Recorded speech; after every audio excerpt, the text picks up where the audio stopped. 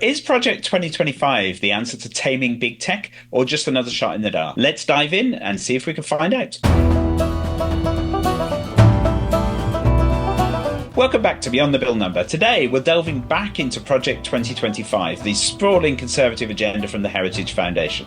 If you missed our discussion on the SAVE Act last week, you might want to catch up. This episode is just as packed as we unpick Project 2025 plans for the Federal Communications Commission, or FCC. So here to give us the lowdown, as always, is Sarah. Hello, everybody. Just one more time then, why don't you tell us what Project 2025 really is? Project 2025, or the Mandate for Leadership, the Conservative Promise, is like the conservative playbook for a second Trump term.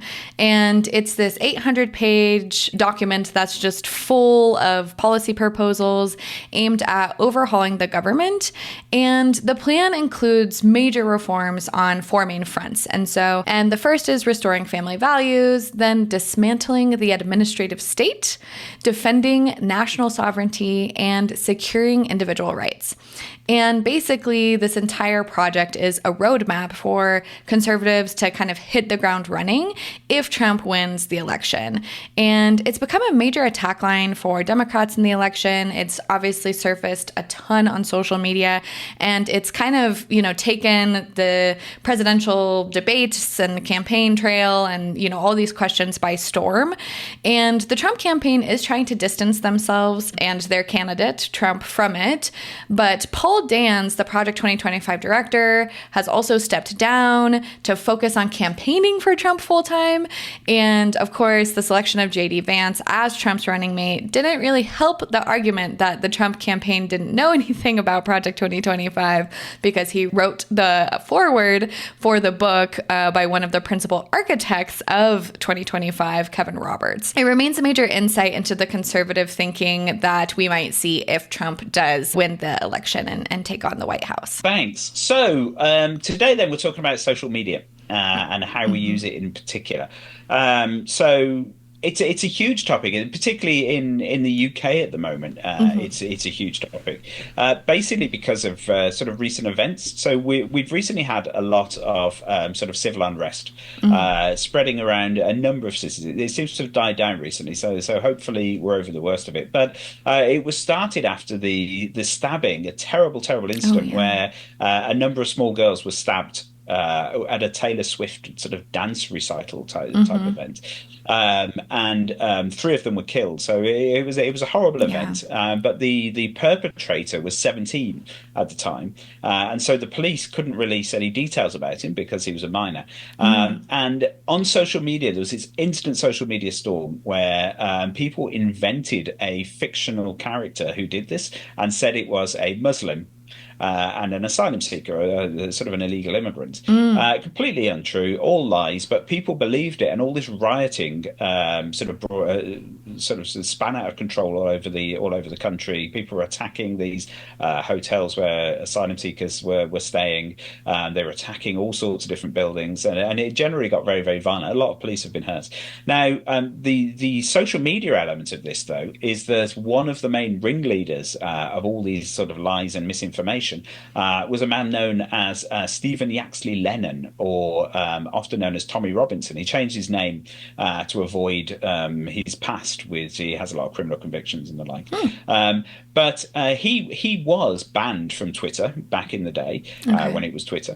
And then when Elon Musk bought Twitter and turned it into X, he let him back on, as he did with lots and lots of people who were banned. Now, the reason he was banned was for hate speech and fomenting hate speech and fomenting exactly the kind of activity that he's recently been doing, pushing these lies, which caused a lot of injury, a lot of damage, and obviously a lot of people are now being sent to prison for it. So the thing is, not only did Elon Musk allow him back on, he actually interacted with his tweets, which meant they had much greater prominence and further reach than they otherwise would have. He also tweeted "Civil war is inevitable" in reference to the riots, a super inflammatory comment for anyone to make.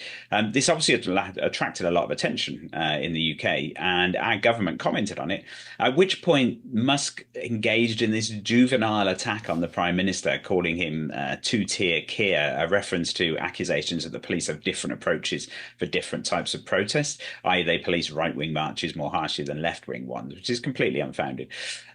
So what you've got is a situation where one of the most influential men in the world and the richest man in the world is using a platform he owns to push a dangerous extremist agenda and attack a democratic government at a particularly difficult time. So some legal experts in this country think that what he did was actually illegal under our new online safety law. So there may well be like legal consequences for X as well out of this. Now, at a time when there's civil unrest and people are desperately trying to damp it down, this is racist attacks on Muslims.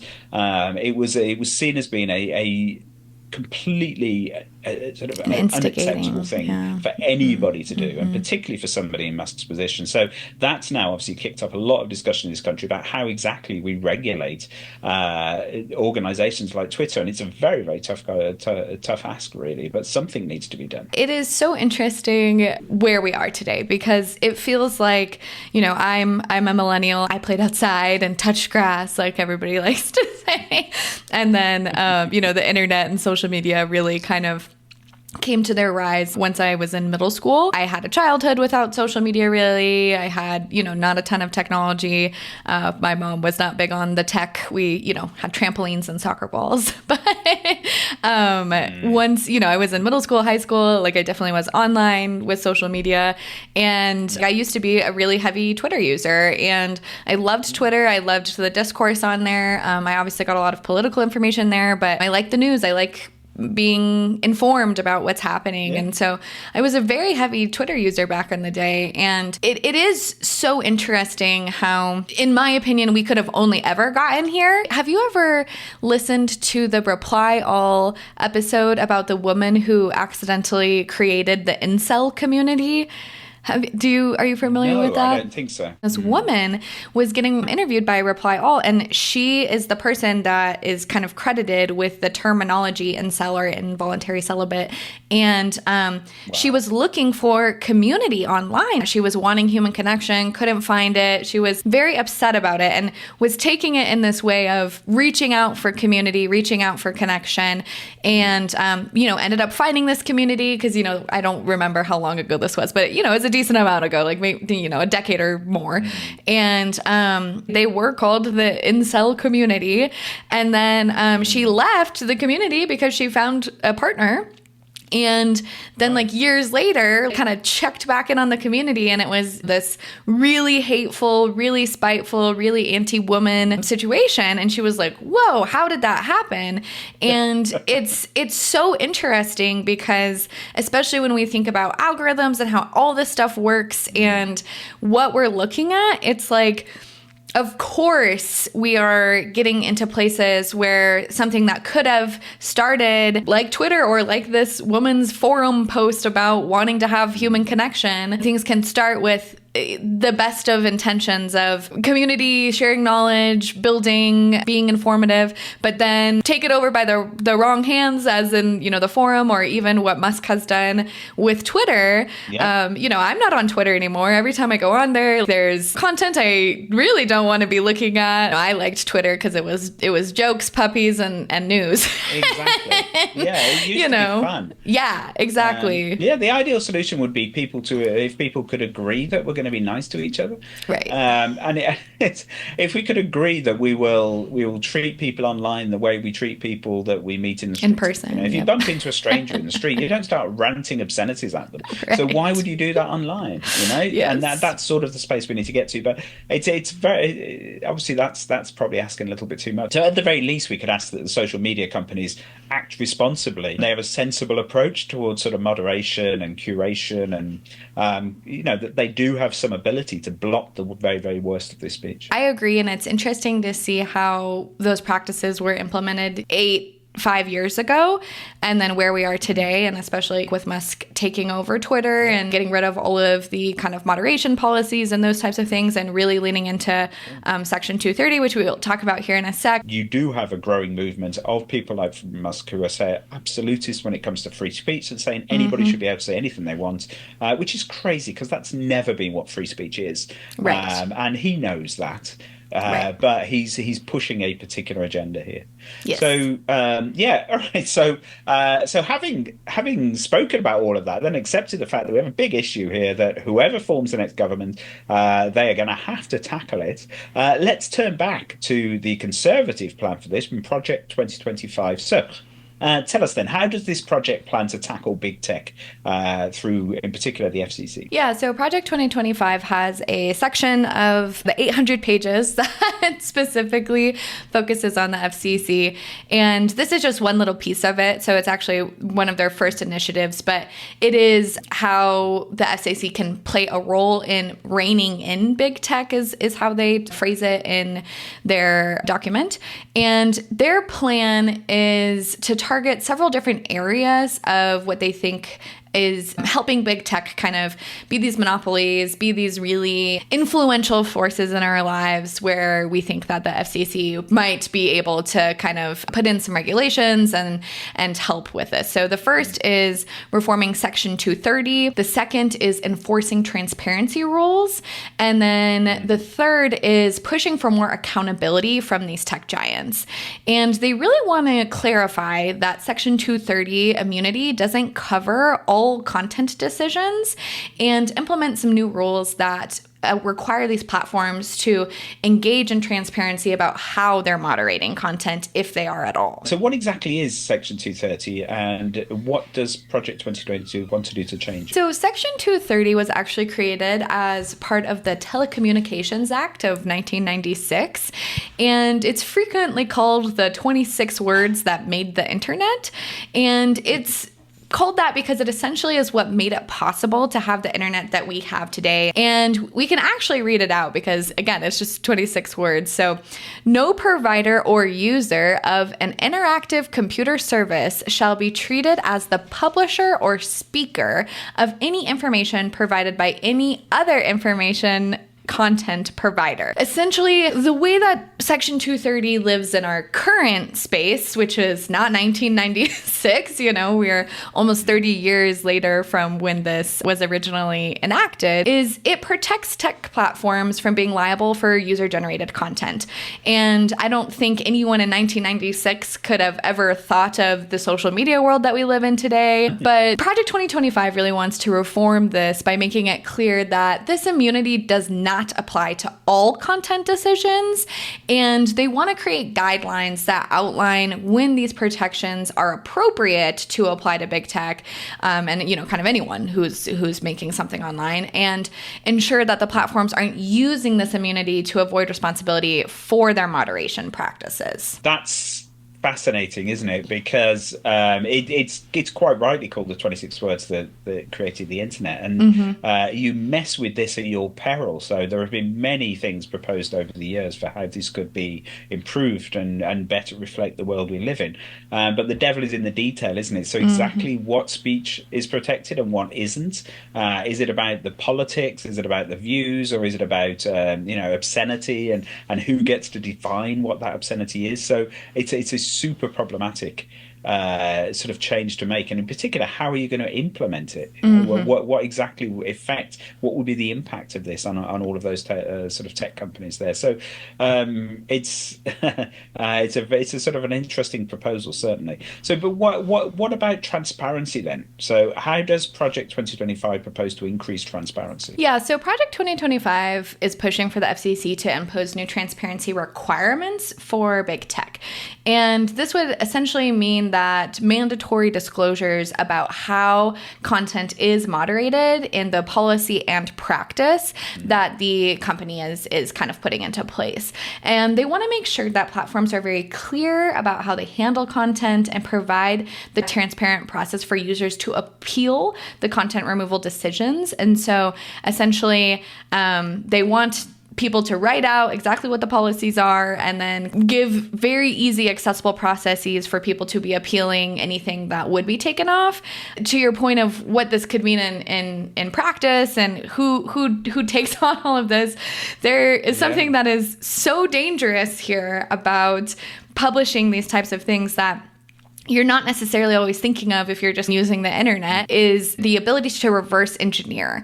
And so when you have these policies and these practices that are published, there is a real attempt by people who are trying to kind of, go after that virality of being incredibly, explicit and out there and whatever for whatever they might be out there again, is it right? Is it left? Is it alien abduction? It doesn't quite matter. But if you know the rules that are in place and either the words that are going to get triggered or this and that and the other, you can reverse engineer the way that you put out content to obfuscate these policies and to not get flagged. But your intent is still the intent that they are trying to not have you do. And so, that's one big issue. But also, like everything with this, the devil's in the details. And how are we going to do this? And this is something that, again, seems very sensible from Project 2025 of, yes, the internet is a crazy place. We got to figure out what's going on. Big tech is a huge monopoly and they should be responsible for what they're creating. And they shouldn't just have what Project 25 references as carte blanche ability to just kind of do whatever on the internet. But when we look into how this could be enforced, there are so many issues of what is right, what is wrong, who decides that, what set of values are we ascribing to, does it change country by country? If we're doing that, are we limiting the free flow of information and all these other types of things? There's dangerous content that we can all kind of maybe agree is dangerous of, physical violence. But then when we get into LGBTQ stuff, is it that it's not dangerous because it's a person's ability to live and who they are? Or is it dangerous because your religion makes you feel like it's very dangerous for you to be, exposed to any type of gay love or, conversations about gayness with kids or other things like that. So yeah, it's pretty crazy. It is. And obviously there is a genuine sort of fear within the conservative community that big tech is all very liberal, and that therefore conservative voices are dampened down, that the moderation, either explicitly or implicitly, is stopping them from expressing themselves in the way they should be able to, in a way that doesn't happen for liberals. Now, obviously that's a hugely controversial point of view, but it is the thing that sort of spurred Trump to produce sort of Truth Social and moves to Telegram and various other sort of organizations like that. So it does make you a little bit suspicious with Project 2025 that basically what they're trying to do here is to sort of try and remove this perceived bias that I've seen a lot of people claim doesn't exist at all, and that it's not really about stopping the truly harmful stuff. It's more about making sure that sort of conservatives can say whatever they like. Yes, and it's interesting because there's actually a bill that I reference in the blog. It's a Texas bill. It's Texas HB 20. And it was passed back in 2021. It essentially says that social media companies can't remove posts simply because they're the author's opinions. And again, it's one of those things that gets interesting where if you kind of read between the lines, they're saying we don't want people who are under attack, which is the conservative mindset, to be having their posts removed from social media because this is their way of thought. But again, how can you draw the line between something that is somebody's opinion and fact or anything else? Anything could possibly be an opinion, depending how you phrase it, depending on all of these different things. So again, it's one of those things where it's just hard enough, and these things are phrased in just a weird enough way that quite literally done wrong, this could break the internet. This could break how the entire world that we live in as we know it works.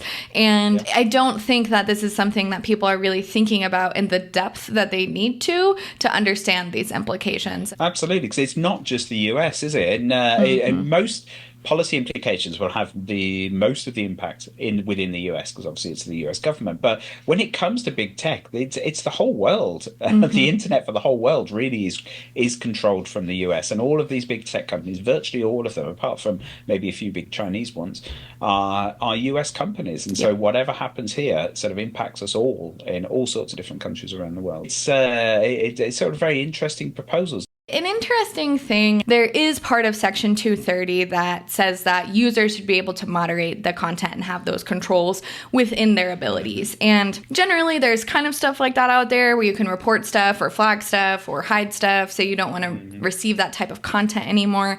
But again, it gets into who has the most influence on a platform, what are the ideas there, what is getting flagged, what isn't getting flagged.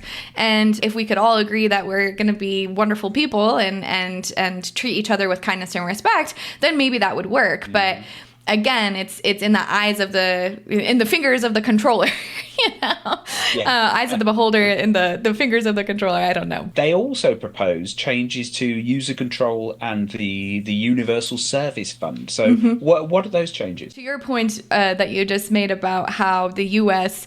is the internet for everywhere, this Universal Service Fund is actually a really interesting part of the Project 2025 proposal, in that this Universal Service Fund is a fund here that helps support rural broadband and low-income internet programs. And so it just helps kind of bring people that might be in the mountains in Montana or the fields of Nebraska online.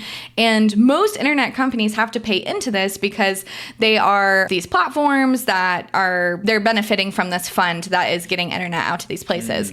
And social media companies do not have to, at this current point in time, give money to these funds. So social media companies are really benefiting from the Universal Service Fund, and they should be paying into it. And also, this fund needs more funding, like everything in the States, but they should be doing that. And so that is an interesting piece of this Project 2025, where this is one of the pieces of it where you're like, yeah, that's easy. How that's going to work, it makes sense. They're benefiting from something that they're not paying into, that other corporations that are similar to them are paying into. But, this user control piece and some of those other pieces, again, we get into the devil's in the details. How are we possibly going to do this? Yes, it does seem very problematic. I mean, a lot of social media does have elements to it where users are able to moderate, and that can be very effective, can't it? If you're allowed to flag something as a worry or just wrong and just say, I completely disagree with this, but then,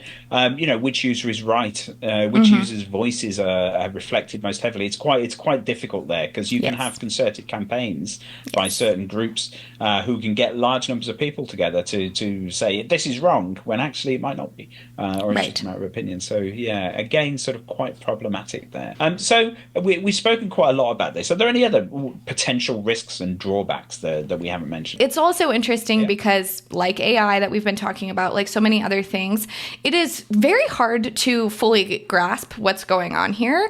Even as someone who works in tech myself, and we have had a decent amount of legislation over the years aiming to fix or address Section 230 and how it's being used, and better ways that we can move forward. And actually, next week, we'll talk about two bills that are very, very timely for this discussion: the COPA 2.0 Act and the COSA Act. These are bills that just passed through the Senate at the end of July. The way that Project 2025 is kind of laying it out, there's some interesting coincidences about how it could possibly impact Trump's assets, other things like that. And then when we look at what we are actually doing in the legislative world, which Project 2025, is advocating for as part of this, it's very different. At the end of the day, it's just, how on earth would we do this? How would we make these decisions?